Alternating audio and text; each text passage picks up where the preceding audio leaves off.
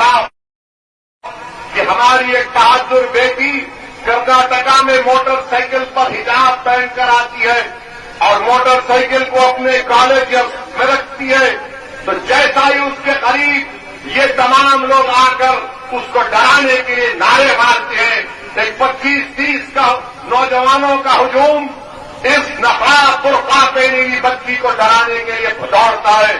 میں سلام کرتا ہوں اور اس بیٹی کی بہادری کو، میں سلام کرتا ہوں اس بچی کے ماں باپ کو جس نے اس بچی کو اتنا بہادر بنایا۔ یہ آسان کام نہیں تھا۔ اس بچی نے ان نوجوانوں کی طرف دیکھ کر پکار کر کہا، اللہ اکبر اللہ اکبر اللہ اکبر۔ یہ مزاج پیدا کرنا ہے۔ اگر تم آج جھک جاؤ گے تو ہمیشہ کے لیے جھک جاؤ گے، یاد رکھو میری بات کو۔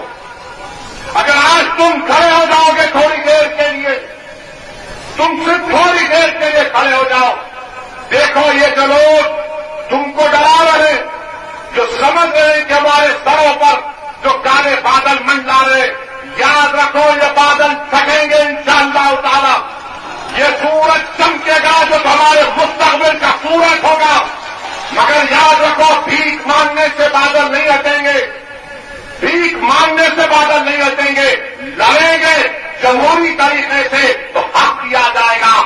اگر تم سمجھو گے کہ غیروں کی طاقت پر جا کر بھیک مانگنے سے کچھ ملے گا، کچھ نہیں ملے گا۔ اگر تم یہ بتاؤ کہ یہ میری طاقت ہے، اتنا ووٹ میرے پاس ہے، میں جیت سکتا ہوں اور جتاؤں گا، تب جا کر دنیا تمہارا حق دے گی۔ میری اس بات کو تصدیق کر لو کہ رونے سے بھیک مانگنے کو طاقت نہیں ملے گا۔